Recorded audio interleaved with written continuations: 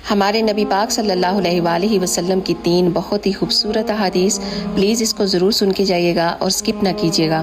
آپ صلی اللہ علیہ وآلہ وسلم نے ارشاد فرمایا کہ اپنی نماز میں اپنی موت کو یاد کیا کرو، کیونکہ جب آدمی اپنی نماز میں اپنی موت کو یاد کرتا ہے نا تو وہ پھر بہتر انداز میں اپنی نماز کو ادا کرتا ہے۔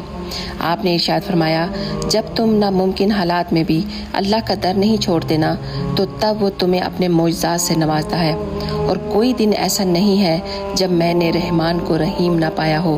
کسی نے پوچھا یا رسول اللہ اسلام کا سب سے بہترین عمل کون سا ہے؟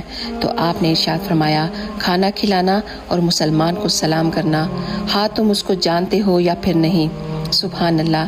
آپ نے ارشاد فرمایا جو کوئی میری حدیث کو سنے اور اسے ویسے ہی آگے پہنچا دے تو اس پر قیامت کے دن میری شفاعت واجب ہو جائے گی۔ جزاک اللہ خیر۔